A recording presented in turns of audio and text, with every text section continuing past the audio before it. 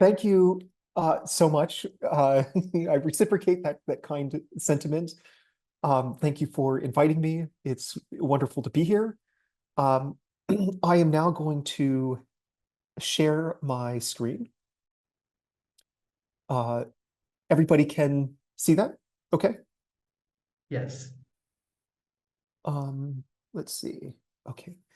All right. So give me one moment to minimize the images at the top right, so I can actually see what's on what's on my slides.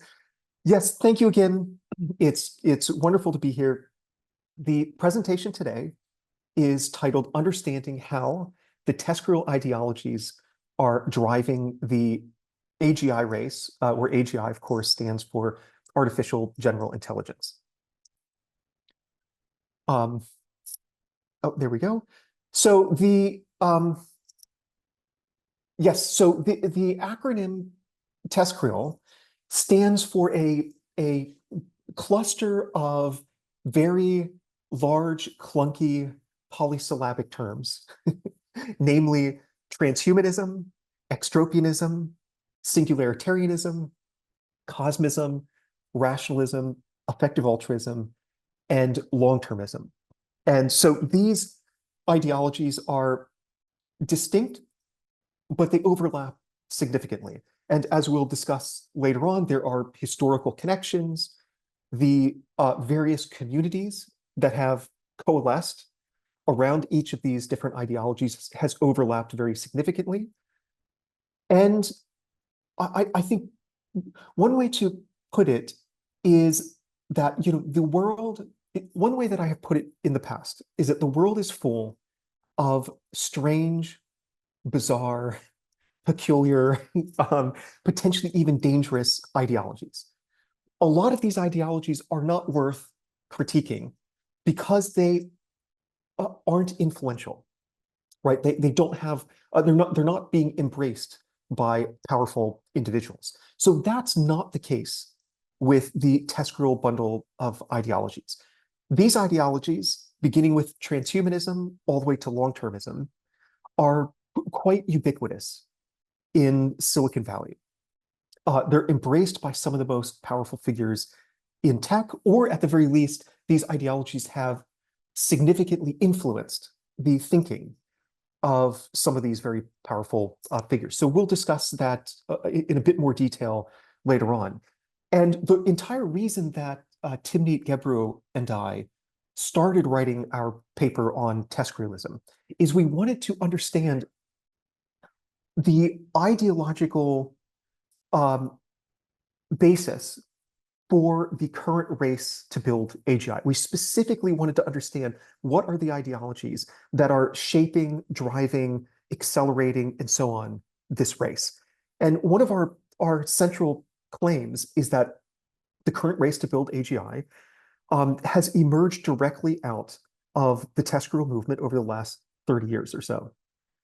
If not for this movement of advocates of the TESCREAL worldview, we almost certainly would not be talking about AGI right now. And that's true in several senses, because as we'll also discuss later on, the term AGI was introduced and popularized by people within the TESCREAL movement. So even the terminology itself comes from the TESCREAL movement. And just to be clear, the current race to build AGI is being driven by a handful of companies that are backed by billions of dollars. So most notably, DeepMind, OpenAI, Anthropic, which is the third logo there, and of course xAI, which was recently founded by Elon Musk.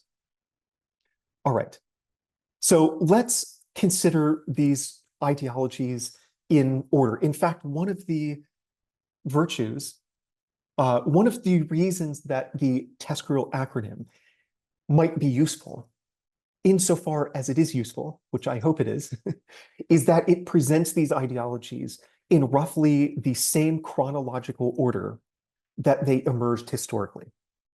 So beginning with transhumanism, this is a version of eugenics that affirms the desirability of radical human enhancement, essentially re-engineering humanity to create one or more superior new post-human species.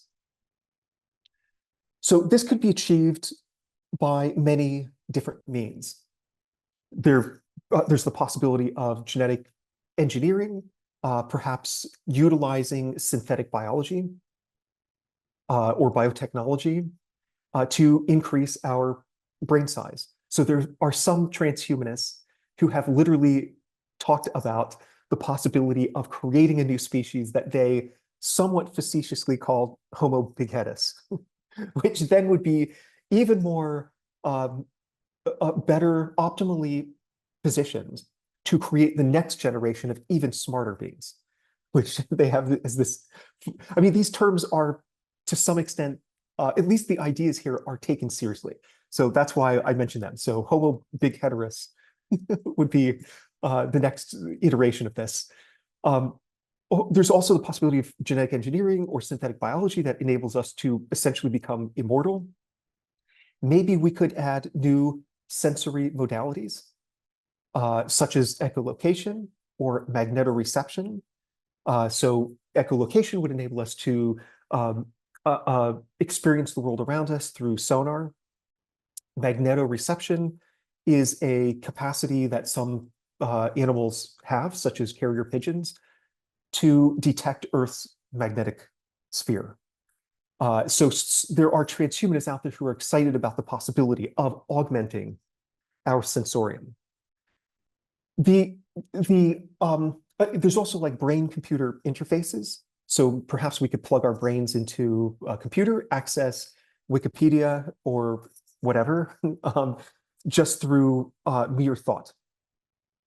And the sort of logical end of merging biology and technology, organism and artifact, is the complete replacement of the biological substrate with an artificial substrate.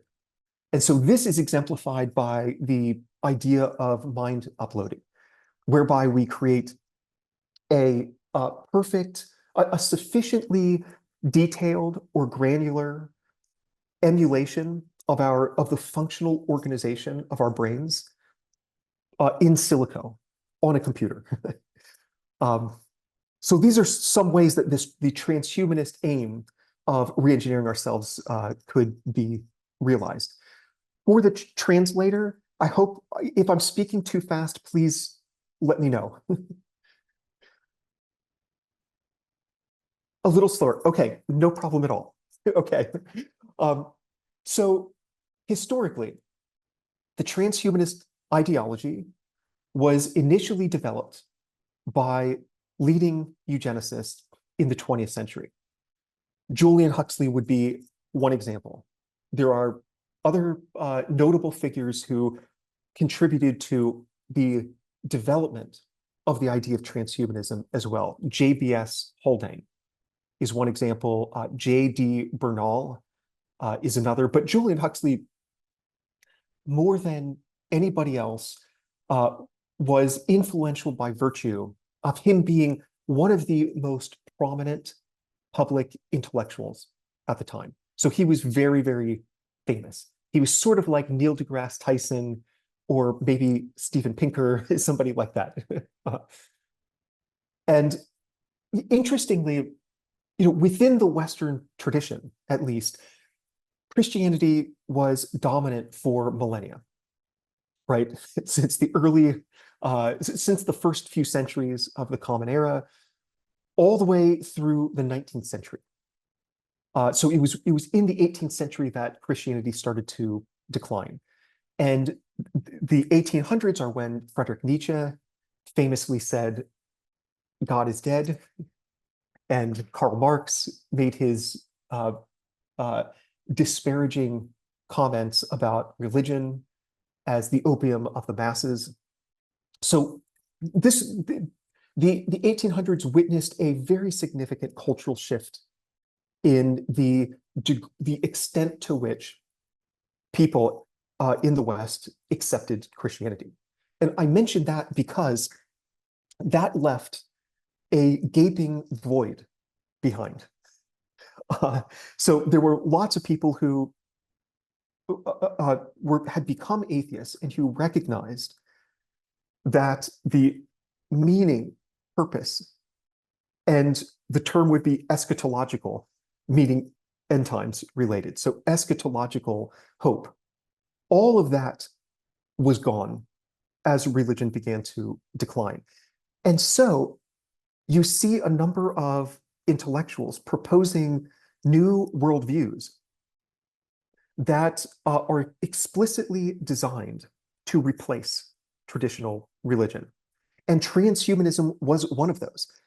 In fact, one of the first book-length treatments about the idea of transhumanism was written by Julian Huxley, entitled Religion Without Revelation. So that's what transhumanism was supposed to be, a religion without revelation. Indeed, transhumanism checks many of the same boxes as modern transhumanists themselves have noted. A sense of meaning and purpose in life. You are contributing to something that is bigger than any one individual. The transhumanist project is ultimately about the grand destiny of humanity in the universe. There's the promise of paradise, because if we radically re-engineer ourselves to become these superior post-human beings, then maybe we live forever, we become super intelligent, we abolish suffering and scarcity. And so all of these possibilities suggest that if the transhumanist project were successful, a genuine, bona fide utopia would be the result. So there's the promise of paradise and even the possibility of resurrection. If you do not live long enough to live forever, as Ray Kurzweil would say, then you could opt to have your body cryogenically frozen for it to be reanimated later on. So transhumanism even has its own version of resurrection. And so, yeah, these utopian promises are really at the heart of this ideology, which is exemplified by a short essay written by the philosopher and a very noted figure within the TESCREAL movement named Nick Bostrom. And the essay is called Letter from Utopia. Bostrom even calls this project paradise engineering. And his fourth, so actually this book was just recently published, and it's titled Deep Utopia, Life and Meaning in a Solved World. What does he mean by solved world? It's not totally clear. That's a very odd locution.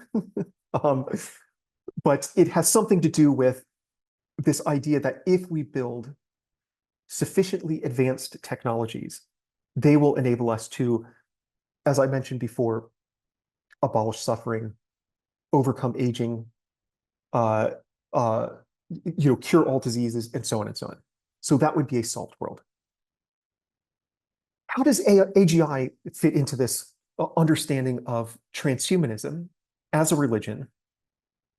The answer is that if God doesn't exist, why not just create him? So there are many people in the TESCREAL community who refer to AGI as godlike AI. If it's built the right way, it would enable us to, we could just delegate it the task of figuring out how to upload our minds, how to overcome aging, and so on and so on. And ultimately, I'll add this as well, how we can go out and colonize space, not just the rest of our solar system, but the galaxy, beyond that, and the universe, accessible universe as a whole. So AGI is not necessary to create this transhumanist utopia, but it is the most straightforward path from here to there. So Nick Bostrom, for example, says that virtually all paths to utopia take us through AGI. And so, yes, just to emphasize this again, transhumanism is pervasive. It's widespread in Silicon Valley, even if some people don't use the term transhumanism to describe themselves. Here, I would recommend a book by Elise Bohan, who is very much a TESCREAList. This was published just a couple years ago, called Future Superhuman. And I believe it is one of the best publications so far on the TESCREAL bundle, even though she does not use that term, in part because it wasn't coined yet. The book is about TESCREALism and all of the different overlapping connections between these different ideologies. So, for example, Mark Zuckerberg, so far as I know, he has never once referred to himself as a transhumanist. But if you look at the things that he says, it's clear that he is, in fact, a transhumanist. So, for example, he says, I'm most interested in questions about people, what will enable us to live forever, which leads Bohan to write that Zuckerberg is yet another influential billionaire pursuing a transhumanist future. Elon Musk's company, Neuralink, aims to, quote, kickstart transhuman evolution with brain hacking technology, to quote an article in Futurism. This is another key goal of the transhumanist project, living forever, merging our brains with AI. Sam Altman, for example, secretly donated $180 million to a company called Retro Biosciences, which aims to prolong human life by discovering how to rejuvenate our bodies. And in fact, back in 2018, he was one of 25 people who signed up with a startup called Nectome to have their brains preserved if they die, so that their brains could then be uploaded to a computer. And Altman says that he's, quote, pretty sure minds will be digitized in his lifetime. Finally, I think this is the last example I have here. Peter Thiel has expressed interest in blood transfusions from young people to prolong his life. Oh, there's one more. Yes. So Mark Andreessen, another billionaire in Silicon Valley, very influential figure, who also has referred to himself as a TESCREAList, writes that, quote, what AI offers us is the opportunity to profoundly augment human intelligence to make all these outcomes of intelligence, better job performance, occupational status, and so on, much, much better. With advances in intelligence, without advances in intelligence, excuse me, we would all still be living in mud huts, which is I think the reason I include that is because it highlights the sort of far right, politically far right representation within the TESCREAL movement, which, you know, one thing I didn't mention before is that one way of understanding the structure of the TESCREAL movement is that transhumanism is the backbone of this movement. All of the other ideologies, which we'll discuss here in a moment, emerged out of the transhumanist movement. And transhumanism, as I did state earlier, is a form of eugenics. And a lot of the discriminatory tendencies that were quite conspicuous with the 20th century eugenics movement, racism, xenophobia, sexism, ableism, elitism, classism, and so on. All of those discriminatory attitudes are still very much a part of the modern TESCREAL movement. So Andreessen's extremely derogatory reference to us still living in mud huts, it just exemplifies this sort of view that in the global north, you know, led by white men, that civilization represents the pinnacle of, of human achievement in human development so far. Okay, so I'm going to skip over Larry Page, although we'll probably return to that later. So extropianism, what is this? Well, it's the E in TESCREAL, and it was the first organized modern transhumanist movement. So transhumanism was initially developed during the 20th century by these prominent eugenicists, but their focus with respect to the method for how to create a new post-human species, their method was old school, if you will. It had to do with selective breeding. Modern transhumanism emphasized the possibility of using emerging technologies to modify ourselves or our children in a very short period of time. So, as mentioned before, we could use AI, nanotechnology, synthetic biology, and so on. That would be the means for creating a new post-human species, rather than things like selective breeding, forced sterilization, and so on. So that is the distinction between the modern transhumanist movement and the early transhumanist movement. So extropianism was the first time that modern transhumanists formed an organized group. And this emerged in the 1990s. It was very libertarian. Ayn Rand was on their official reading list. And key values of extropianism included things like boundless expansion, self-transformation, dynamic optimism, intelligent technology, and spontaneous order, which they were happy to announce spells out the acronym Best Do It So. And so, yes, so this is what I was mentioning before, that transhumanism really is the backbone. But the extropian movement played a really crucial role in popularizing the transhumanist worldview and actually bringing together people during the early World Wide Web period. So that was the early 1990s. That facilitated transhumanists from around the world coming together and founding this new movement. So I'm going to skip over some of this. So we'll go to singularitarianism. So one way to think about the TESCREAL acronym is that after the T, the next three letters, the extropianism, singularitarianism, and cosmism, which we'll talk about in a second, those are just variants of transhumanism. The other ideologies are not, although they still emerged out of the transhumanist movement. So singularitarianism is a version of transhumanism that emphasizes the coming technological singularity.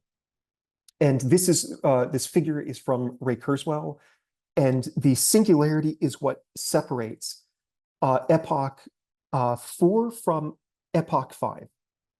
And it's okay, maybe I'll just, so it's ultimately the final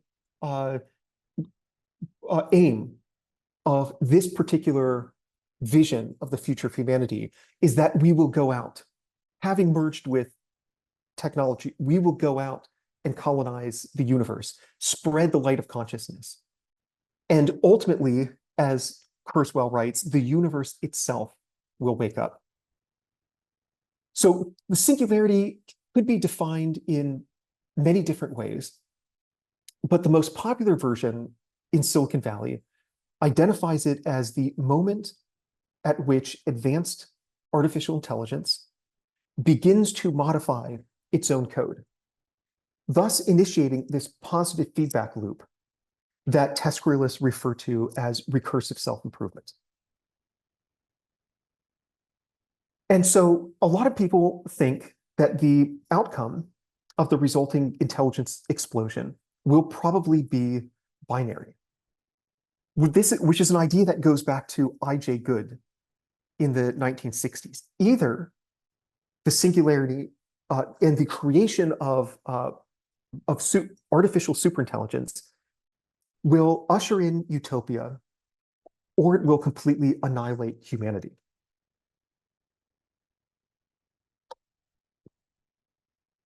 Those are the two options. And so this finds expression in the idea that we are creating a, quote, godlike AI.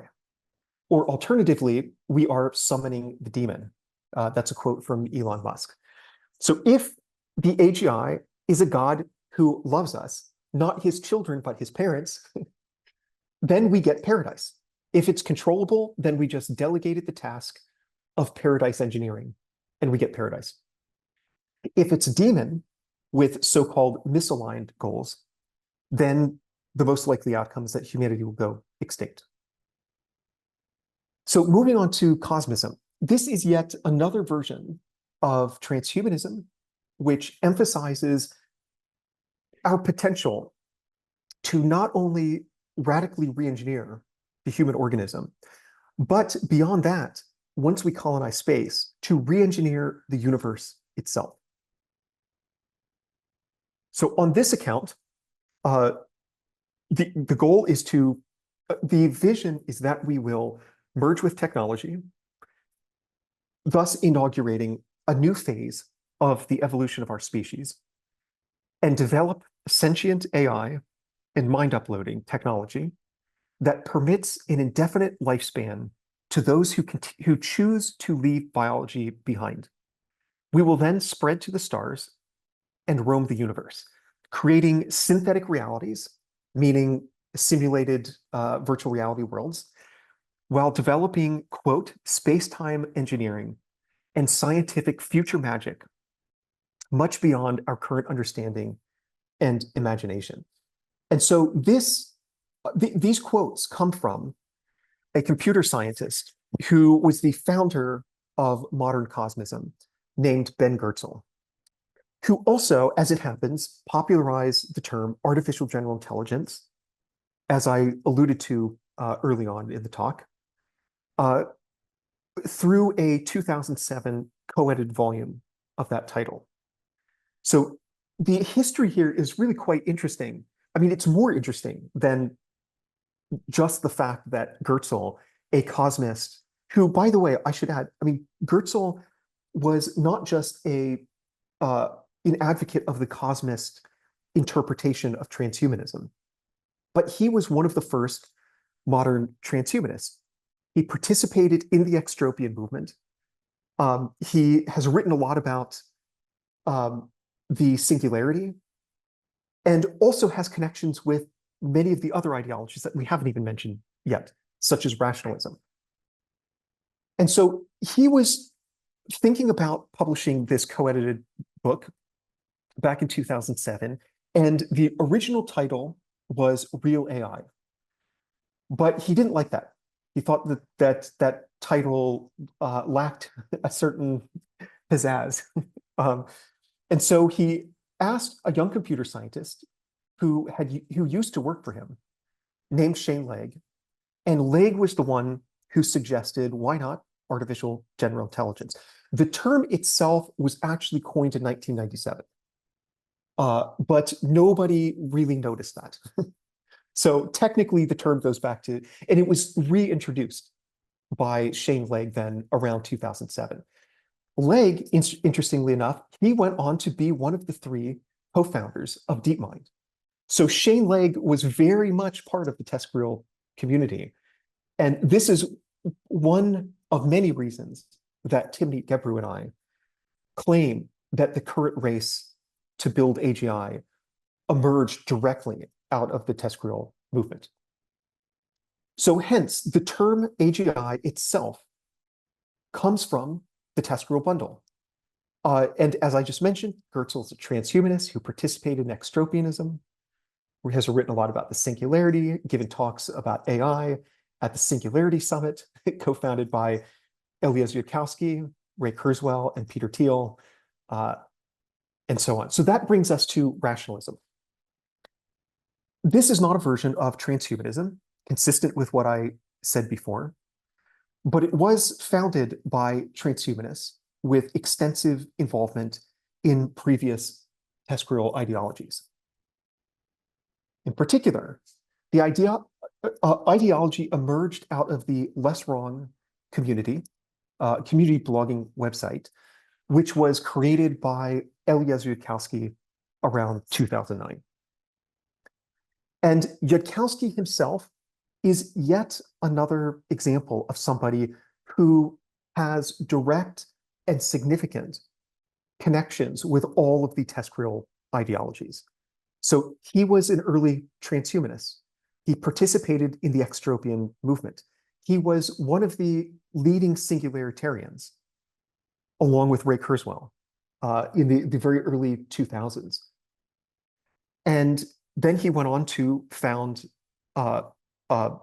Rationalism and participate in effective altruism, and his vision is very similar to long-termism. Also, Ben Goertzel. So Ben Goertzel got the term AGI from Shane Legg, co-founder of DeepMind, where Shane Legg used to work for him. Ben Goertzel used to work for Eliezer Yudkowsky. So Ben Goertzel was an employee at Eliezer Yudkowsky's Machine Intelligence Research Institute, which was originally called the Singularity Institute. And so all of these individuals have just multiple connections, overlapping histories, and so on. So really, this is one reason that Timnit Gebru and I argue that we should conceptualize the TESCREAL bundle as a bundle, right? So the idea behind rationalism is this: if we're going to create a transhumanist utopia, for example, by building a value-aligned AGI, which would quickly recursively self-improve to become a value-aligned ASI, then we're going to need a lot of really, quote-unquote, smart people doing really, quote-unquote, smart things. So why not take a step back and figure out how to optimize our smartness? That's the idea behind rationalism.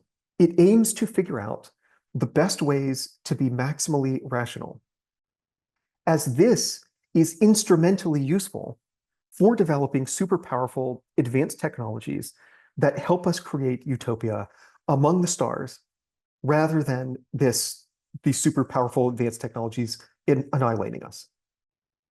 So that's the heart of rationalism. Perhaps you can see how it is a useful project to pair with other ideologies like transhumanism, extropianism, singularitarianism, and cosmism.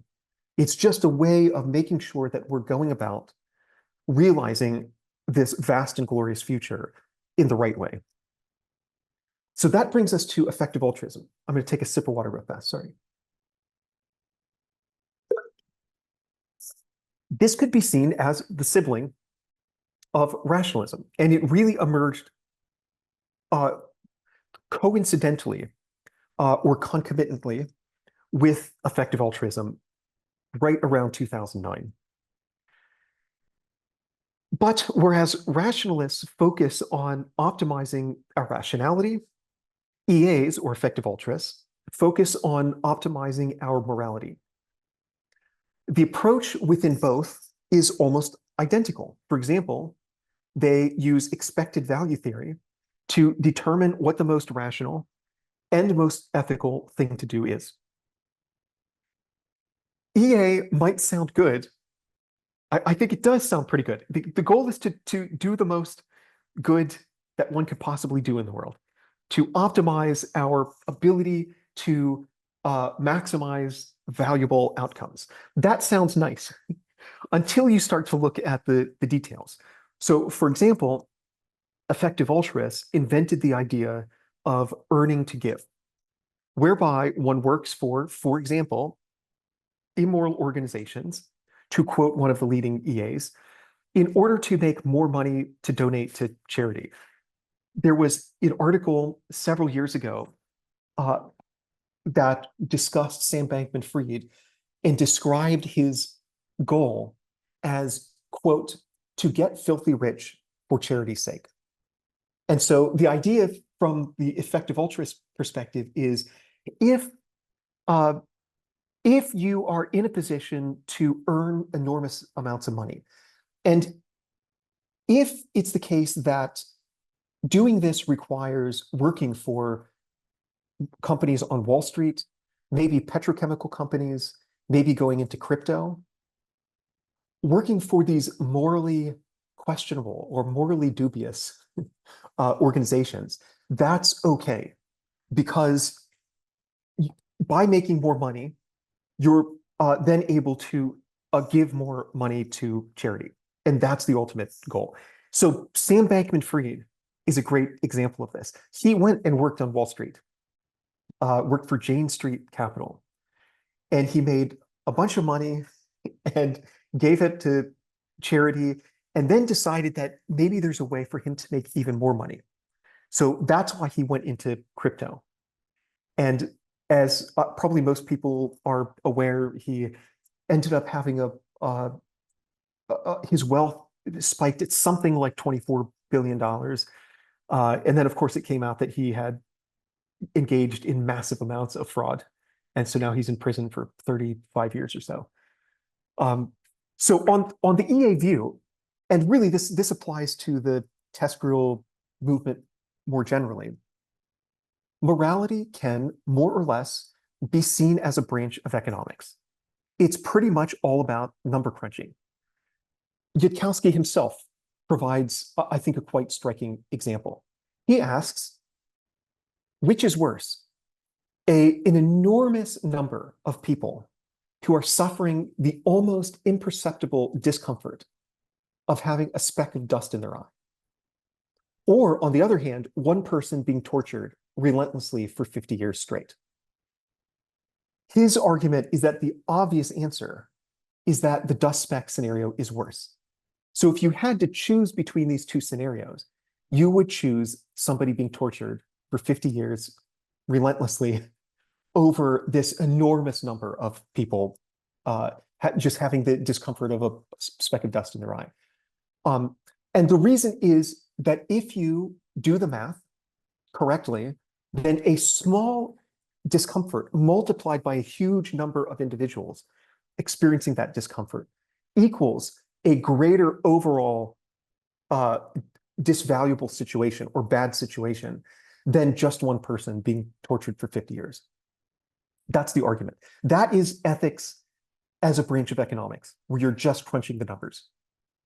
And so Yudkowsky then argues sometimes what you need to do is just, quote, shut up and multiply.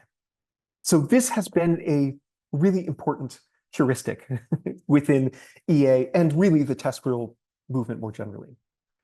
And it's worth noting that in 2013, Peter Thiel was invited to give the keynote address at the Effective Altruism Summit. So not only did Peter Thiel co-found the Singularity Summit with Eliezer Yudkowsky and Ray Kurzweil, the leading singularitarian, but Peter Thiel has also given money to a lot of these TESCREAL organizations, including Eliezer Yudkowsky's own Machine Intelligence Research Institute, originally called the Singularity Institute, which Yudkowsky ran and Ben Goertzel worked at.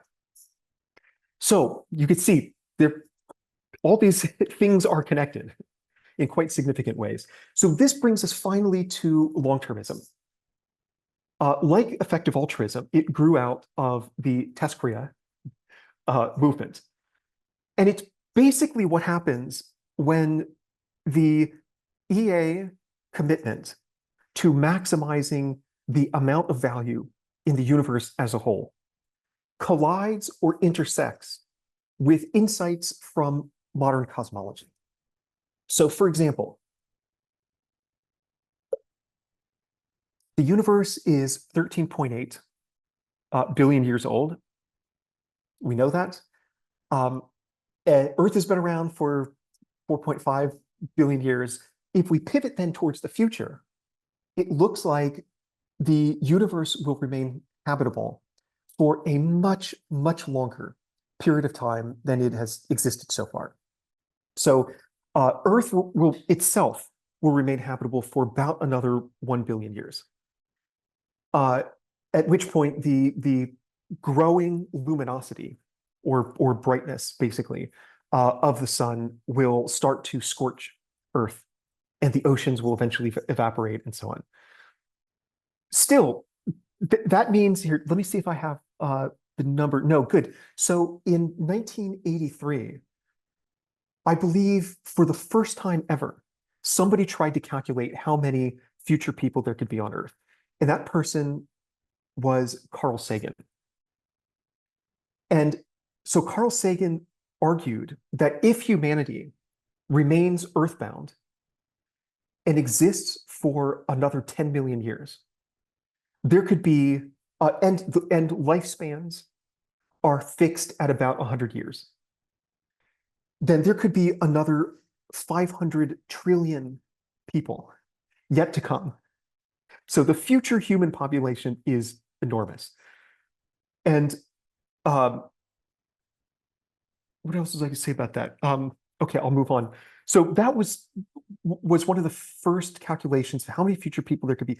But of course, we might not want to remain on Earth. Maybe we go out and begin to colonize the universe. If that's the case, there are two phenomena that are relevant. One is how large the universe is, and it is very, very large. Billions of galaxies out there that, as far as we know, contain no life. And then also along the temporal dimension, we have at least 10 to the 40 years. So 1 followed by 40 zeros. That is the point at which protons are expected to decay. We don't know if they do decay, but if they do, it'll be around 10 to the 40 years. That would be a hard limit on intelligent life, it seems. If protons don't decay, then we have around 10 to the 100 years.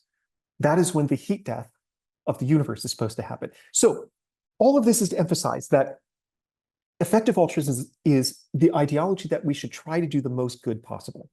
When you combine that with these claims from modern cosmology about how big the universe is and how much time exists in our future, then you get something interesting. It means that this future human population could be absolutely massive, especially if we spread to the stars, and especially if we build planet-sized computers on which to run virtual reality simulations full of trillions of digital people. Why would you want to do that? Because the idea is you can cram more digital people per unit of space than you can biological people. And so if the goal is to increase total amount of value within the universe as a whole, you want as many people as possible. And in order to get as many people as possible, you need people to be digital. So Nick Bostrom estimates that there could be at least 10 to the 58 digital people within the universe. Other long-termists have similarly astronomical estimates, like 10 to the 45 digital people within the Milky Way galaxy alone. So the implication is that if one wants to positively influence the greatest number of people, thereby maximizing the total amount of good that one does in the universe, and if most people who could exist will exist in the far future, then from the EA perspective, from the rationalist EA perspective, it seems that you should be focusing on how your actions today might influence these far future people, including whether they exist in the first place. So this is built on this ethical theory called totalist utilitarianism, according to which our sole moral obligation in the universe is to create the largest amount of value within the world as possible. So by ensuring that, first of all, these future digital people do exist, and second, that their lives are, on average, net positive, meaning something like better than miserable, then one can maximize value within the universe as a whole. So that is the heart of long-termism. And this ideology, along with transhumanism and singularitarianism, etc., is absolutely widespread within the tech, at least certain corners of the tech industry, in particular, that corner focused on trying to build artificial general intelligence. It is what Sam Altman is referring to when he claims that galaxies are indeed at risk when it comes to getting AGI right. In a Twitter exchange with, of all people, Eliezer Yudkowsky. He says, yes, I think AGI safety is a great thing to care an immense amount about, and future galaxies are indeed at risk. If we get AGI right, then we get to re-engineer these galaxies to become structures of value. If we get AGI wrong, that entire vast and glorious future, and I'm quoting a leading long-termist there, our entire vast and glorious future would be lost forever. So the stakes are very, very high from the long-termist perspective, and Sam Altman is well aware of that. He is channeling this idea. Later, Altman actually said about Yudkowsky that Yudkowsky was the one that got many people interested in AGI in the first place, helped DeepMind, which was founded in 2010, get funding at a time when AGI was extremely outside the Overton window. Yudkowsky was critical in the decision to start OpenAI and so on. So this also just underlines the fact that the entire race to build AGI, all of the major companies who are engaged in this race to build AGI emerged out of or were directly and importantly influenced by the TESCREAL movement. Yudkowsky being a major figure, very influential figure within the TESCREAL movement. Long-term, furthermore, I hope I'm giving the translator enough time. I know I've sped up a little bit, so I'm sorry about that. Long-termism, a little fast. Okay, I will try to slow down again. I'm so sorry. Thank you. Long-termism is also what Elon Musk references when he says that we have a duty to maintain the light of consciousness, to make sure it continues into the future. And then argues that what matters is maximizing cumulative civilizational net happiness over time. That is basically totalist utilitarianism, maximizing the overall net happiness within civilization across the temporal dimension. That is totalist utilitarianism. That is long-termism. And in fact, Musk is explicit that long-termism is, quote, a close match for my philosophy. And he said this after retweeting, at some point after retweeting a link to Bostrom's paper published in 2003, which argued that we should colonize space as soon as possible and build, explicitly said, build planet-sized computers to run simulations full of trillions and trillions of people. And included in the original tweet that Elon Musk retweeted was not just a link to Bostrom's paper, but also the line, likely the most important paper ever written. So Musk is a long-termist. He's also a transhumanist. He's trying to merge our brains with AI through his company Neuralink.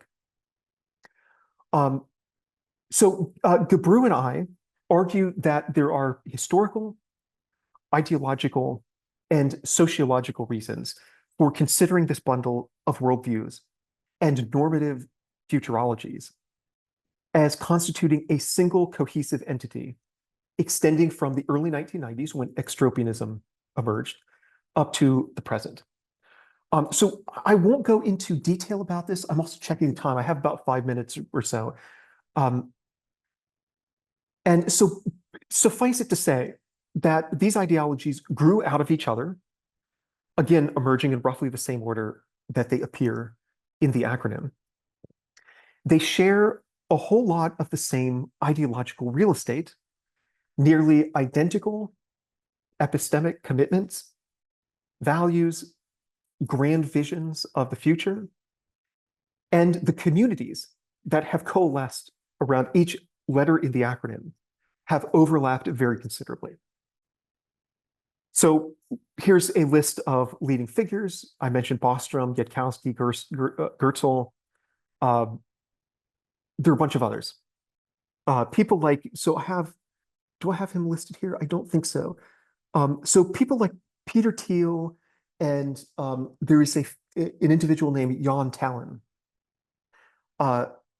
among others, have been really instrumental in funding the leading AI companies. So these AI companies were founded mostly by individuals who came from the TESCREAL movement. Furthermore, the money that enabled these companies to get off the ground came from people in the TESCREAL movement. So the companies were founded and funded to begin with by TESCREALists. So just to briefly provide three more examples, Altman is a transhumanist whose vision of the future closely aligns with that of Cosmism and Long-termism. According to New York Times profile, published, I think it was last year, quote, he is also the product of a strange, sprawling online community that began to worry around the same time that Mr. Altman came to Silicon Valley, that artificial intelligence would one day destroy the world. That sentence is incomplete. The idea is that it will either destroy the world or it will bring us utopia. That's the whole reason TESCREALists were interested in AGI, is if we get it right, then we get to live forever. We get utopia. But we just need to make sure we get it right. If we get it wrong, we lose everything. So-called rationalists or effective altruists, members of this movement were instrumental in the creation of OpenAI. Musk, we've already noted, is a transhumanist and a long-termist. Nick Bostrom is another important example here. He is one of the intellectual leaders of the TESCREAL movement. He is a transhumanist who actively participated in the Extropian movement. He co-founded the long-termist ideology, along with effective altruists such as Nick Beckstead. He's published many papers on the singularity, which he anticipates with trepidation, but even more so with a kind of eschatological excitement. Because again, if we get AGI right, we get utopia. He's hugely influential within the effective altruist community. And in fact, the Future of Humanity Institute, which he founded, shared office space. So it was actually recently shut down. Before that, it shared office space with the Center for Effective Altruism in Oxford. So they were basically one organism, the long-termists and the effective altruists. And he's also massively influential among the rationalists. And one of his longtime collaborators is Eliezer Yudkowsky. Finally, he's shared the stage at conferences like Singularity Summit with Ben Geertzel, the founder of modern Cosmism, the guy who popularized the term AGI. And his vision of the future is almost identical to that outlined by the cosmist worldview. And so I will move on to two last points here, and then I will conclude. First of all, it's worth noting that a key idea within the TESCREAL movement is the idea of existential risk. So this was initially introduced in, as you could see the paper below, 2002 by Nick Bostrom. It was defined at first as any event that would prevent us from creating a post-human civilization, and then later expanded the following year, 2003, to include events that would prevent us from generating astronomical amounts of value in the universe. Let me put it differently, sorry. It was the paper that was published in 2003, expanding the definition of existential risk, that Elon Musk retweeted with the line, likely the most important paper ever written. So that most important paper ever written was the second in a series of articles that Bostrom wrote about existential risk. Of note is that, well, there are lots of problems, I think, with Bostrom's work on existential risk, but here is another example of the continued influence of eugenic thinking within the TESCREAL movement. One of the types of existential risks that Bostrom describes is what he refers to as dysgenic pressures. Dysgenic is sort of the opposite of eugenic. And that term and idea was discussed a lot during the 20th century eugenics movement. So Bostrom writes, currently, it seems that there is a negative correlation in some places between intellectual achievement and fertility. If such selection were to operate over a long period of time, we might evolve into a less brainy but more fertile species, Homo philoprogenitus, lover of many offspring. He reassures us, though, that we shouldn't worry about this because we will probably be able to radically re-engineer humanity using genetic engineering before dysgenic pressures becomes a problem. Basically, he's worried that if too many people who aren't smart outbreed their quote unquote more intelligent peers, then the human population on average will become less intelligent. And since intelligence is necessary to fulfill our long-term potential in the universe, to create this techno-utopia, then if we become Homo philoprogenitus, maybe utopia will become inaccessible to us, which would be an existential catastrophe. And so the last thing to point out is just this distinction between so-called AI doomers and AI accelerationists. So this is exemplified by Yudkowsky on the left and by Andreessen on the right. So at first glance, it might look like the doomers who are extremely worried about AI bringing about our total annihilation in the near future, and the AI accelerationists who think that the probability of utopia is much, much, much greater than the probability of doom, and hence we should accelerate progress towards AGI. It might look like these two groups of people are just diametrically opposed. They have nothing in common. But that is absolutely not the case. Their visions of the future are virtually identical. The only significant difference between these positions are their respective estimates of the probability of doom if, sorry, typo there, if AGI is created in the foreseeable future, right? That is the only notable difference between their views. So as mentioned, doomers put the probability very high. Accelerationists put the probability very low. Otherwise, one should really understand this as a family dispute. So the reason I mention this is that some people are confused. They might ask me, so are you telling me that the doomers like Yudkowsky and the accelerationists like Andreessen they're all just TESCREALists? But don't they just hold completely different views about AI and about the future of humanity and existential risk and so on? Their disagreement is not insignificant. But the key thing to note is that what they agree about is much, much, much greater than what they disagree about. Both the accelerationists and the doomers want humanity to use advanced technologies, including AI, to re-engineer ourselves.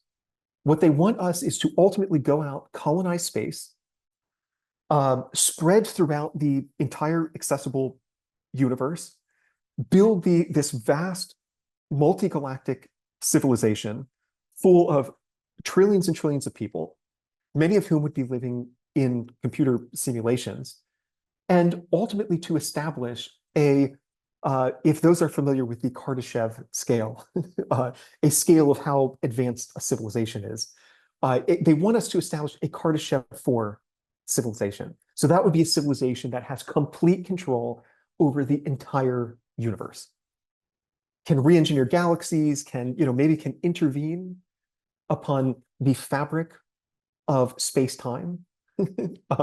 And so just we have complete control over the universe. We can do with it as we wish. That is the goal.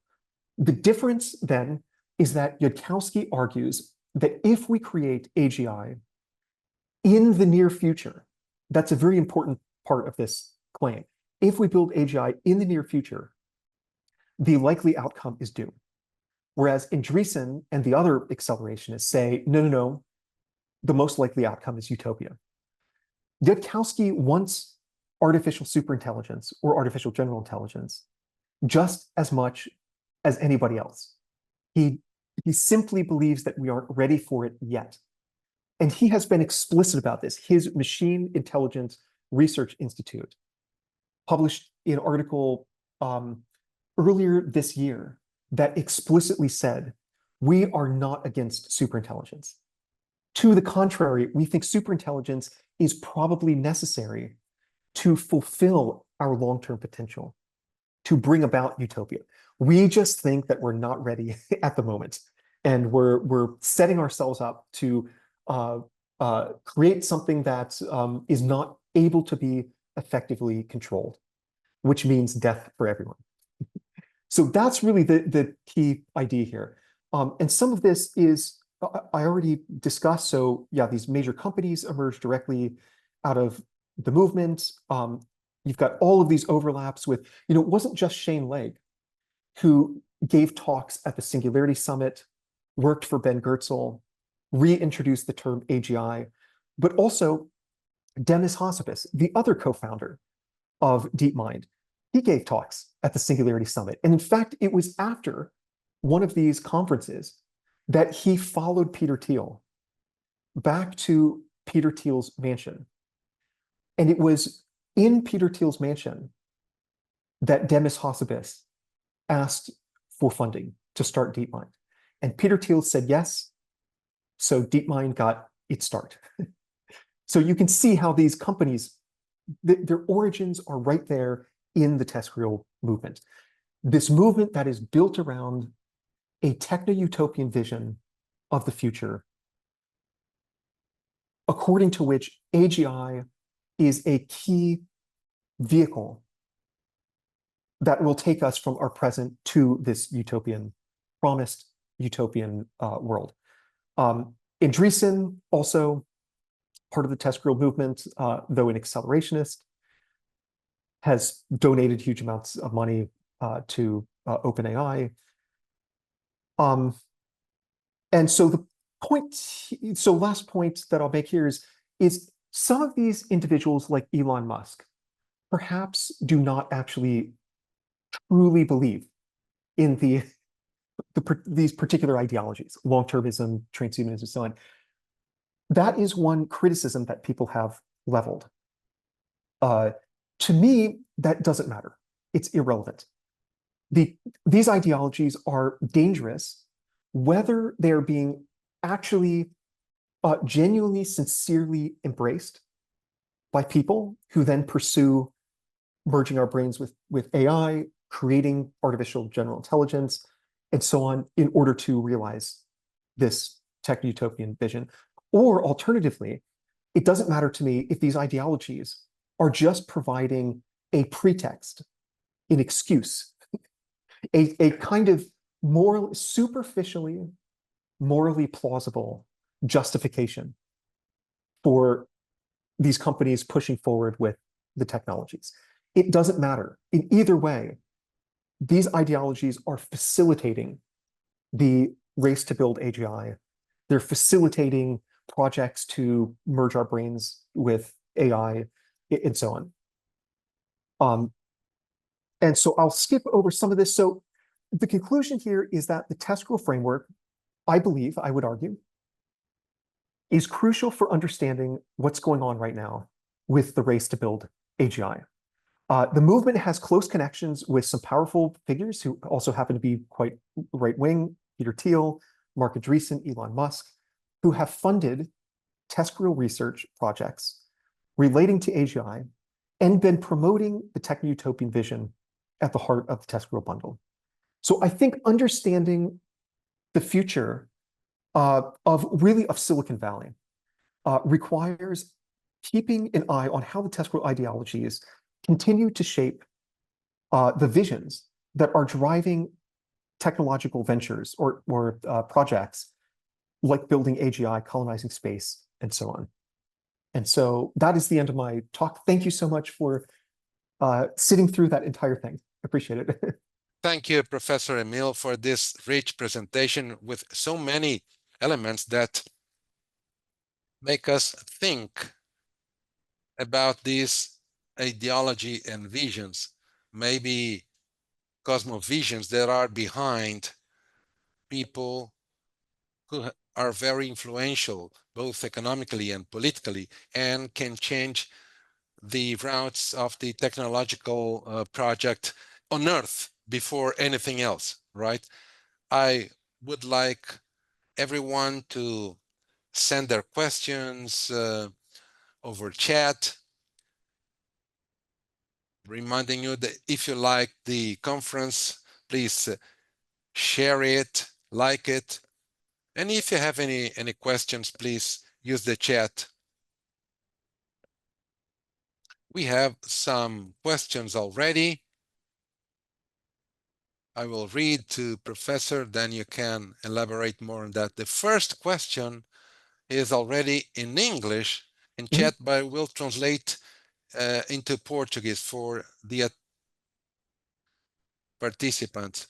It's from Fantástico Guaxinim. The question is, what do you believe will be capitalism's approach to TESCREAL? Is it going to deepen even further humanities' inequalities? Yeah, excellent question. I think that there are a couple points to make about this. One is that one could see transhumanism, the backbone of the TESCREAL the TESCREAL bundle of ideologies, as a kind of version or an extension of capitalism. And so there was just recently a friend of mine, an academic in London, published a book, and I'm blanking on the title of the book, unfortunately. His name is Alexander Thomas, University of East London. And his argument in the book is that transhumanism is the next logical step in capitalism, where capitalism is inclines one to go out and extract, use up resources in the world around us.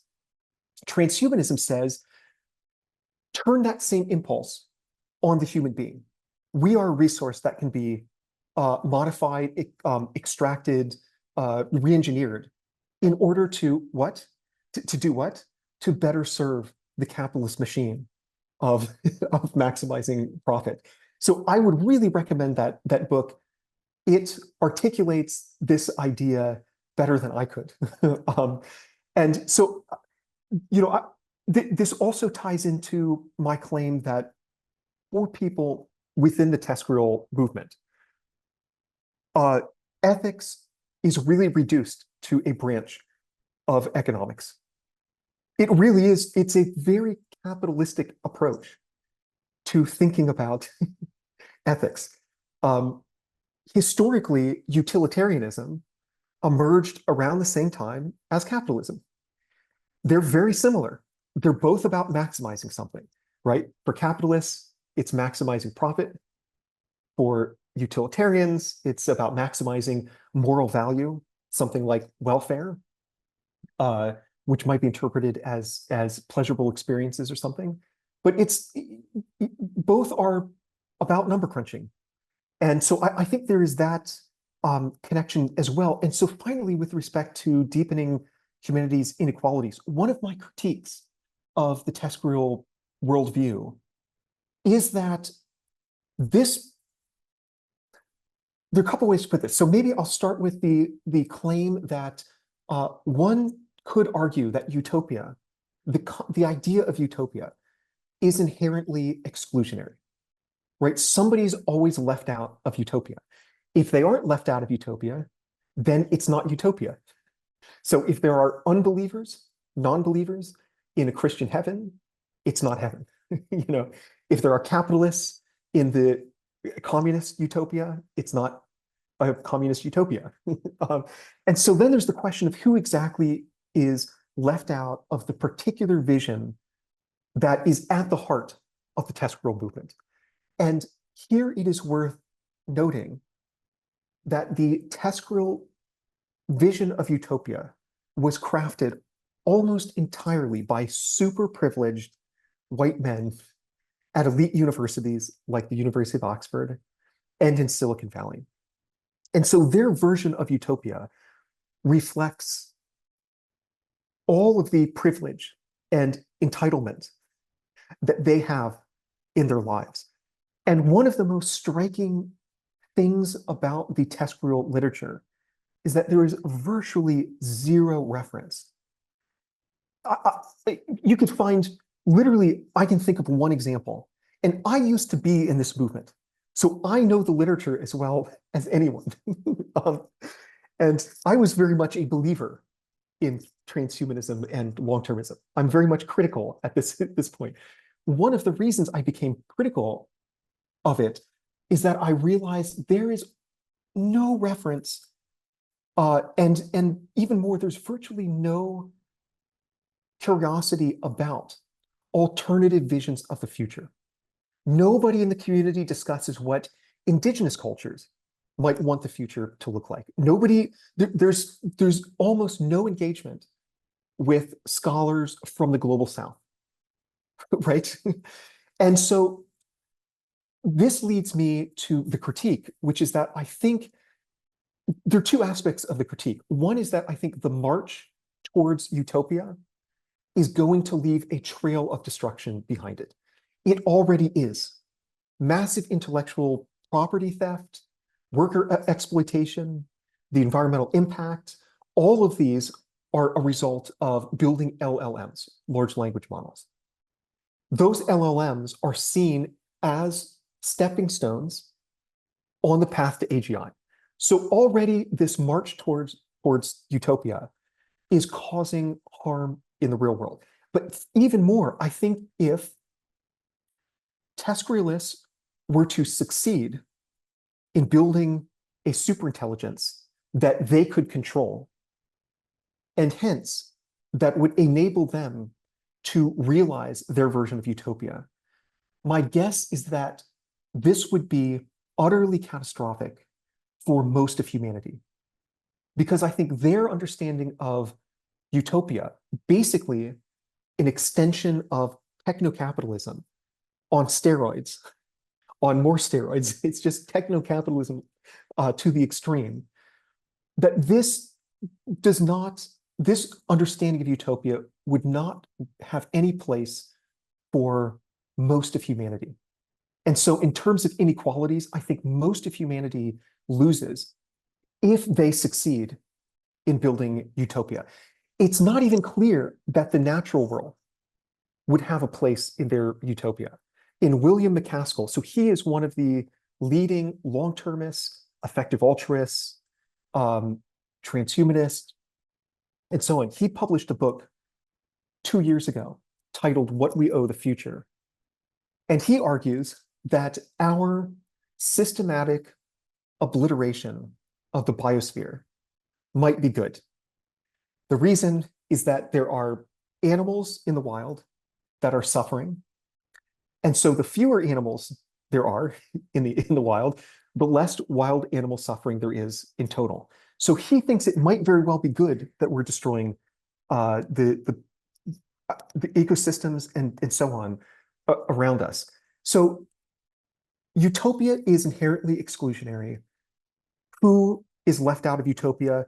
I think most of humanity, and I think probably most of nature, maybe all of nature.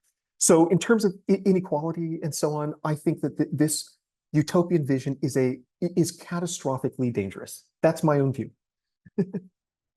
Thank you for the excellent question.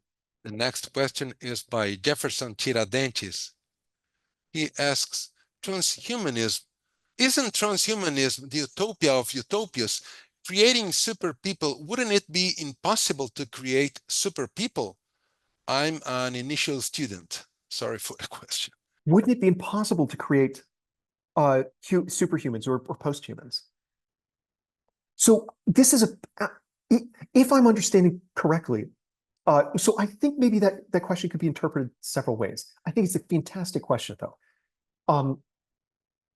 One potential problem that arises concerns the issue of whether or not a species like us, which is flawed in many ways, are capable of designing a perfect species, right? So I wrote an article probably 15 years ago on this exact issue. And I called it, for lack of a better term, the paradox of transhumanism. Maybe we need to be super intelligent and super wise and super moral in order to be able to create a species that is super intelligent, super wise, and super moral. So maybe the transhumanist project presupposes its end. And in that sense, there's a kind of paradox or whatever. So I think that's an excellent point. I would completely agree that I think my issue with transhumanism personally, as somebody who isn't religious, is not that transhumanism is misguided because it's playing God. Because I don't really see anything, and maybe I'm wrong about this, so people are welcome to disagree, but I don't see anything inherently wrong with tinkering with our biology. My main critique has to do with the way that the transhumanist project would, in fact, unfold in the real world. And I think it would be catastrophic. I think it would exacerbate inequality. I think right now the transhumanist movement is very much influenced by those same old discriminatory attitudes of sexism, racism, xenophobia, ableism, and so on, that animated the earlier eugenicists. And so I just think that it would be, in the 20th century, the rich and powerful had a vested interest in ensuring that biomedical advancements are widely available. Right? If you want to keep making money, it's good for the general population to be vaccinated, because otherwise there's a pandemic, the economy shuts down, whatever. So, but I think that's different with these emerging radical enhancement technologies. There's every reason that Elon Musk and Peter Thiel and the rest wouldn't want the average person to get these technologies, because those individuals paired with those technologies could potentially threaten the position of these individuals on the socio-economic hierarchy. Power wants to hold on to power, and these technologies would jeopardize the power of these individuals. And so this just gets at my claim that in the way that transhumanism would, in fact, happen in our world, I think would be completely catastrophic. And so, yeah, I hope that is sufficiently relevant to your question, which was excellent. Perfect. Leandro Vieira asks, could we say that TESCREAL start from a point of view that assumes that reality is contained within the scope of modern science? I think this is a bit of what you talked about technocracy and this, if I'm wrong, please correct me. of scientificism that is behind the ideology of rationalism, of society of engineers and practical people. Would this be the interpretation of intelligence through TESCREAL, maybe? Yes, yes, absolutely. Excellent point. I think let's see. So there are a couple things to say. One is that so one way into this topic is to begin by pointing out that there is a very scientific, engineering, quantitative way of seeing the world, including beings within the world such as us, that is widely embraced by people in the TESCREAL movement. And so I had alluded to this before, that for them, everything is an engineering problem. I'll give a couple examples. So one is paradise itself. How do we create paradise? Well, we engineer it. That's why they literally refer to this as paradise engineering. How do we, and so if we create a superintelligence, the idea is that by virtue of its superintelligence, it will be a super engineer. And as soon as we have a super engineer, we can delegate it the task of solving all our problems, creating utopia, and so on. So it's a very particular kind of anti-humanistic way of thinking about the world. In fact, one of the leading proposals for how to ensure that AGI is safe goes as follows. And so this is being promoted by people like Eliezer Yudkowsky. They say we are not ready for AGI yet, or for superintelligence yet. We don't know how to properly design it. What we should do then, in the meantime, is take all of the money we're spending on capabilities research to build an AGI, use that instead to fund projects to figure out how to cognitively enhance us as individuals. Once we become cognitively enhanced, we may become smart enough to know how to design superintelligence in a safe way. This is an engineering solution to a problem. How do we build safe superintelligence? Well, let's re-engineer the human organism, and then we can build safe superintelligence. And one last example, which is just sort of amusing, but also kind of sad. Years ago, because I was in this community, I went to conferences and knew a lot of these people. I asked someone if they're worried about climate change, and they said no. And I said, oh, that's odd, because climate change seems like a big deal. And they said, here's the argument. Climate change, they claimed, probably won't be catastrophically bad until the end of this century. But we will almost certainly, again, they argued, that we will have superintelligence in the next decade or two. So if we create a superintelligence that is not controllable, it will, by default, kill all of us. In which case, who cares about climate change? If we create superintelligence that is controllable and does what we instruct it to do, then it will immediately solve climate change, because climate change is just an engineering scientific problem. And so if that's the case, then who cares about climate change? Because it'll be solved, in the next 2 decades. And so, yeah, so I think this gestures at how, at the engineering mindset that is really pervasive within this community. And of course, that also does tie into a scientistic view that, science is our only mode of knowing.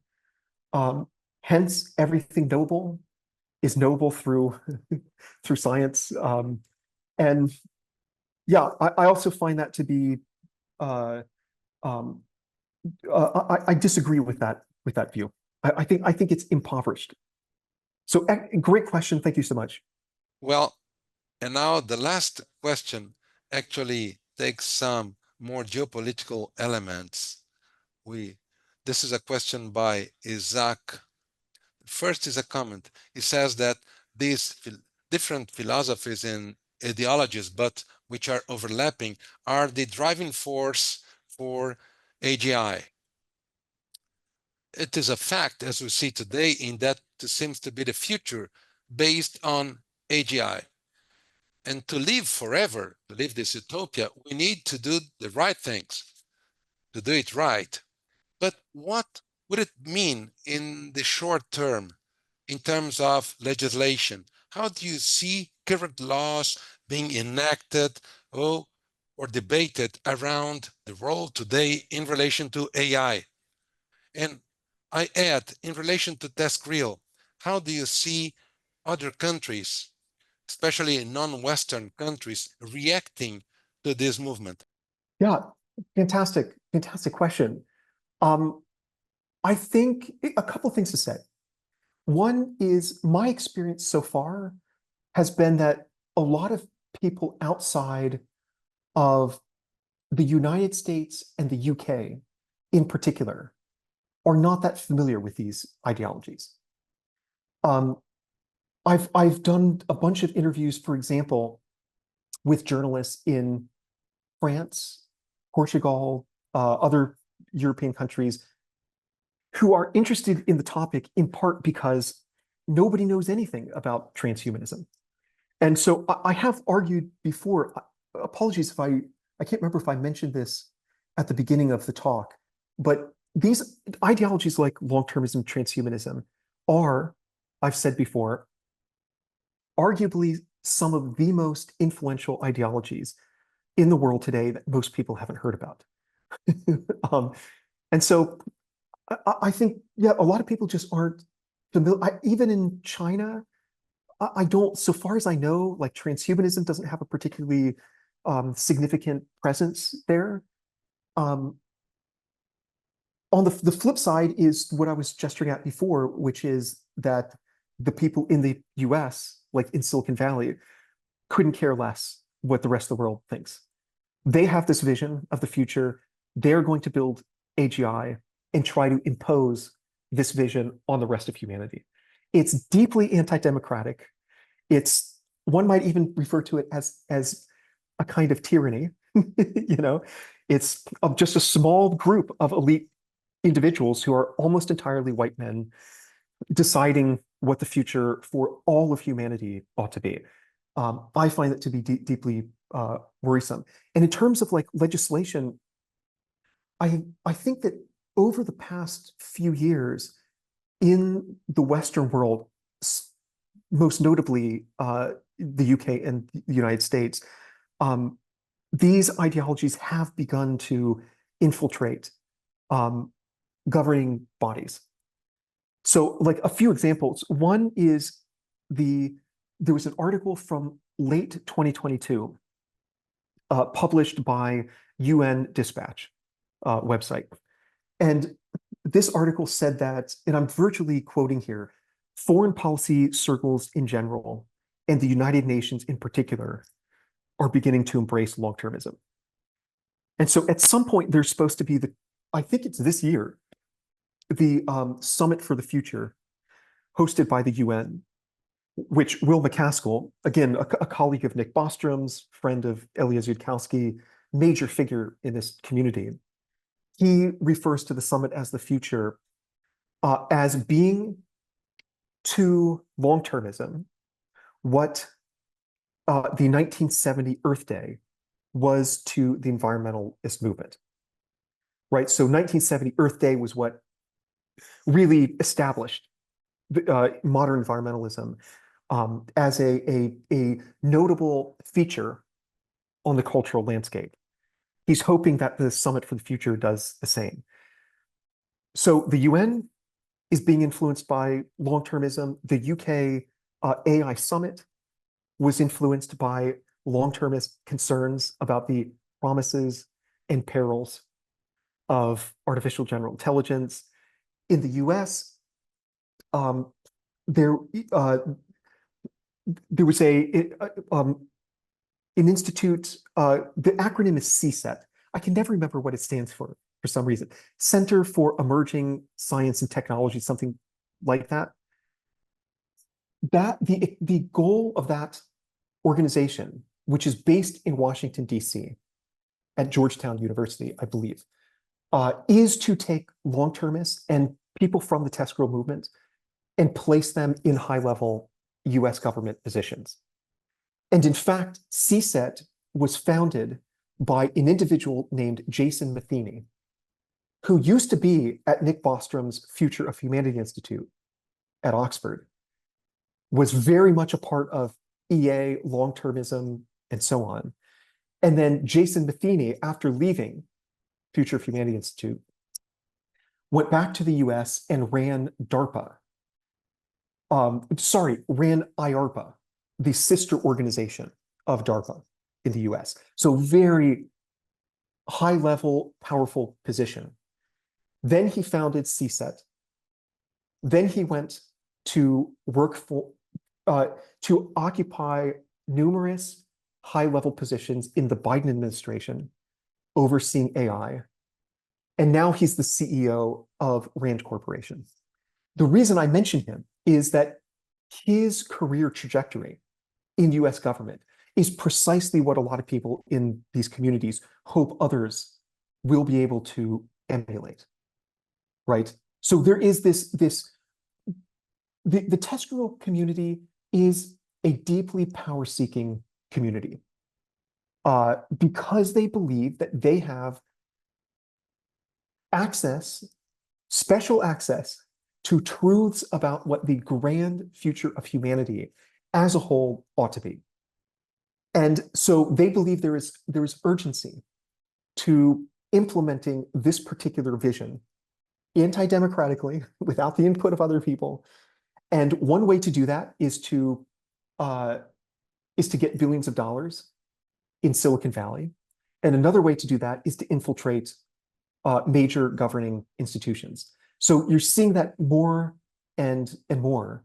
And yeah, I think that this is why I say that these ideologies are worth critiquing, precisely because they are influencing right now actively the world that we live in, and have influenced the world that we live in.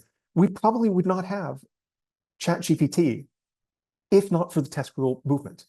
Nobody was thinking about AGI before the TESCREALists in the early 2000s were realizing, oh, we need AGI to build utopia. So let's start these companies and try to do that. So yeah, they're very powerful ideologies, and that's why I think they're worth paying attention to. Émile, we would like to thank you very, very much for your challenges and provocations. Actually, this is very interesting research. We all believe that there are topics within this research which are urgent and important precisely because of all economic, social, anthropological implications that are raised from this TESCREAL group, which is so influences us in several day-to-day dimensions.